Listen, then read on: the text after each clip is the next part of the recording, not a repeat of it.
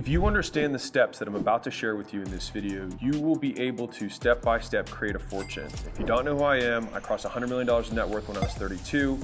We have a portfolio at acquisition.com that is $200 million a year. It took me way too long to learn how fortunes are built. If you imagine the amount of people that you have sold in your lifetime in whatever business you have, whatever it is, side hustles, gigs, anything, and you were to instead add up all of them together, and then they continued to pay you month over month over month at whatever price you sell stuff at, how much bigger would your business be?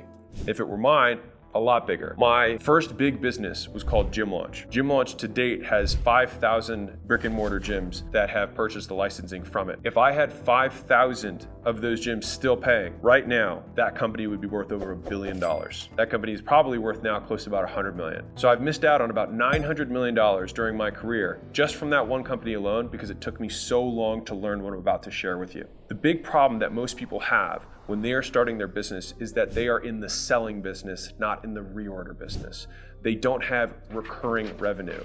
They have one-time sales. When you see these merch drops and these things where people are just selling crap and they get the one-time purchase and no one buys again, the reason they can't make money is because they have no compounding vehicle. What that means is that if I sell somebody today, I want to get credit for that person that I sold today in a year. Because what happens is if you don't have that, then you're always selling for tomorrow. You're always selling for the paycheck this month. You're always selling to pay rent rather than benefiting from a sale you made 10 years ago and having that person still pay you today. Because the thing is that you need to harness time. The people who understand wealth understand time. If time is a liability against you, it means you are thinking like a poor person. For the wealthy, time becomes an asset because the longer you wait, the more you win. And if you imagine a business as a wall of glue and you're blowing people at it, if you never even increase the amount of people you sell, let's just say you sell one person a week. In 10 years, you could have 500 customers every month who pay you. And if you have any price point that is reasonable, that is a lot of money. That is a fortune. And the reason people don't have that happen is because they don't get it and they're only thinking about the short sale for tomorrow. The easiest question that I like to ask when we're analyzing one of the businesses that we're thinking about purchasing, and is there a way that we can get someone to buy this and never stop paying for it? Is there a way that we can make this so good, the moment their card changes or they get a new credit card, they call us ahead of time because they don't want to stop receiving value. If your phone gets changed to your phone carrier and your credit card goes out, what do? You call your phone carrier and you replace it because the value is there. If your credit card goes out, what do you call? Netflix. You're gonna make sure that your card goes through. If your utilities go out because your card doesn't go through, you fucking pay it. If your rent doesn't go through, you make sure that it's paid on time because these are things you cannot live without. The goal is to figure out a way to make our value so high that people don't want to stop paying. You want to be in the reorder, not the order business. There are recurring revenue businesses and reoccurring revenue. So this applies whether you have a subscription business or you have a one-time purchase business. The point is that people come back. Facebook is a massive company. They do not have a recurring revenue model. They have a reoccurring revenue model, meaning I go to the Facebook store today, I buy some eyeballs, and tomorrow I might go back again and buy more eyeballs. I don't have a subscription, but I reorder over and over and over again. So the question that I ask the portfolio companies that when we're trying to grow them early on and really get the product to be exceptional is, if tomorrow you could not market anything, you could not get any new customers whatsoever, and the only thing you had were the customers you have today, and any new customer that you get could only come from referral and word of mouth of the people you have right now, how differently would you treat them? How different would their experience be? And how much better would your product be if the only way you could get new customers was them sending new business your way? When you start thinking like that, you start thinking like the wealthy, not like the poor who are always in a rush for the next sale, the next paycheck. Because the reality is you don't get customers to make sales. You make sales to get customers. It's an important distinction. We only transact in order to create the relationship so that we can have revenue again and again and again. You want that customer to exist like a node of revenue in your business that pumps money your way month after month after month. So the big issue is that the stuff that most people sell sucks. They're constantly focused on promotion. They're constantly trying to find the next customer because they haven't confronted the real issue is that you're just not that good. And that's okay. But the problem is that you're not focusing on the hard work, which is getting better. There are 3 steps that you look at when you're actually trying to scale a business. You want to go to 0 to $1 million, make a couple million bucks a year. You can just promote and sell shit all day long and never build real wealth. For me, I want to build a fortune. And the only way to build a fortune is to get people to never stop paying you. If that is our goal, we only need to learn how to promote as much as we just need people to start trying our product. The point of making the first sales is to get customers. The point of those first customers is to give you feedback. And you keep getting feedback and not even caring too much about how hard you're marketing, because the goal is to get the product and service better and better and better. And this is why most people can't scale, because they start selling a little bit and say, oh, I should promote even more. But the problem is they never fix the product. They keep selling more and more shit. And then what happens is, if you sell 100 people this month, you have to sell 100 people next month just to maintain. And then the month after that, if you bump to 200 new sales a month, then the next month you have to sell 200 just to maintain. But if you have 10 customers a month and they never leave you, in 5 years, you have 600 customers a month that are paying you only with 10 new customers a month. When you get customers who do not leave you, you can afford any marketing. You can afford to outspend everyone. There's a company that we're about to make a huge investment in, and right now, their lifetime value per customer compared to their competition is 10x, and their cost to acquire a customer is the same as their competition. Who's gonna win?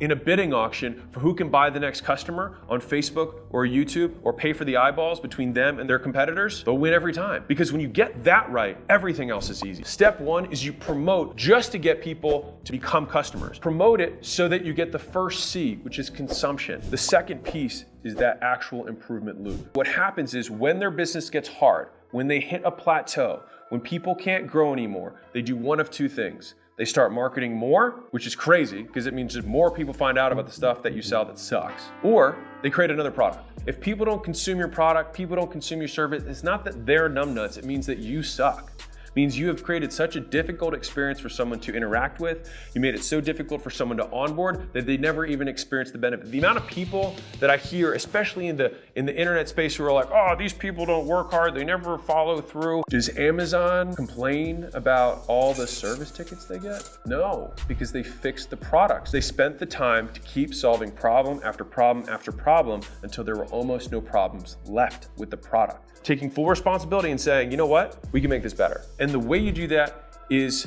through surveying the customers to figure out what you can do better, looking at their client experience, looking at the results, seeing if you can make it happen faster, seeing if you can make it happen easier, making sure that you've added so much value that there's no one else that they can compare your product to. You keep doing the feedback loop on those customers until you get a product where people are referring business to you. To add the cherry and sprinkle on top, you make it harder to leave. And if you're in a B2B situation, you want to add in collateral or controlling the money flow. If you work with Stripe, they probably process your money. They control the money flow. They don't worry about decline cards because they collect your money for you up front. The person who controls the money has leverage. And then once you crack that, once you say, I'm only going to sell so that I make sales to get customers, I'm going to continue to improve and iterate the same product over and over and over again until the point where I have so many people who are coming to me because of how good it is, then I'll put gas on it and spend as much money as I can on the marketing, because now I can outspend everyone. In the same marketplace, I'm making 10 times, 100 times more than my competitors, because when people buy from me, they don't want to stop. But most people do it in reverse. They sell as many as they possibly can, burn all the goodwill they have, and then come out with another product. Put lots of hype around it, sell a bunch of them, and then do it again and again. But they cannot build a compounding vehicle of enterprise value. Because if every single launch, if every single customer that they had sold for the last 10 years were still paying them today, they would have more money than know what to do with. It's not about the price in an absolute term. It's all relative to the value that someone receives. So if someone's price is here and the value delivers here, you can make this price whatever you want. If this price is $1 million and they get 10 million of value, they will pay you for it. Price is what you pay, value is what you get. What we want is a customer surplus. We want an insane deal. We want a bargain that people do call ahead of time to make sure that they never stop getting billed. The game is saying, hey, I've got a $500,000 house. I'll sell it to you for 50 grand and I learned how to build it for 10. Even if you provide more value up front and it's less profitable, that's okay, because then through the iterations that you have of getting better, you get more and more efficient and you can drive down your costs while also increasing the value and maintaining your brand and reputation. This lesson took me 7 years to really internalize. This is a Cybertruck. This is 100 grand. And somebody watching this video right now is going to one of those two in the next 30 days. In fact, last month, Keytron won. Which one did you win? Cybertruck. Was it worth it? Yeah, sure. And he did it by building a community that helped people fix their credits and got to $132,000 in his first try. And listen, that was amazing for Keytron, but let me tell you about the other top 10 people that were here with me. And so here they are on the leaderboard, and here they are in real person. And so Adnan got to 27,000, Vineet 40,000, Ryan got to 44, Ted got to 48, Max 40, Anthony 101, Javon, Salah, Kevin 123, Bank 48, Devin 37. And so listen, I could keep talking about this, but you might be wondering, what's Skool? How does it work? Well, let me explain. So Skool's an online platform for building a group online about whatever you want. It's easy, and sure, everyone says that, but how easy? Well, right now, 1 out of 2 people who start a community online make money. Yes, 54.1%. And the reason that we have such a high success rate is because we spent hundreds of hours studying thousands of successful groups to figure out exactly what they did to make money. And then we broke it down into a step-by-step recipe for making money. Doesn't that smell good? And so we boiled it into do this X times per day and do this Y times per week. And it works. It works so well that right now the average paid community makes $1,360 per month in recurring revenue, which is pretty sweet. So no, it won't make you into a billionaire, but it will help you get started. And you can keep scaling all the way up like the 10 people that I was just showing you earlier.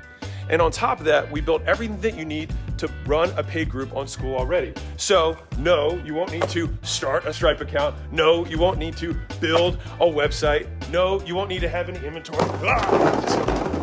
And you won't have to hire anyone new. No thanks, guys. We're good.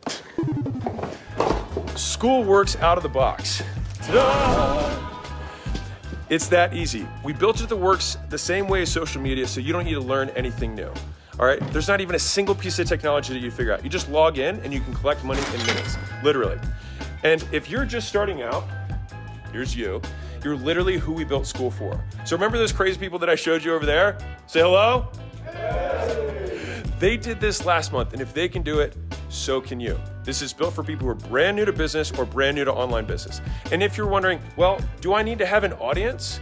No, half of those guys didn't have an organic audience, and these guys are the winners. So no, we'll show you where and how people are getting their first customers absolutely free. Follow me. Listen, if you don't believe me, think about it like this.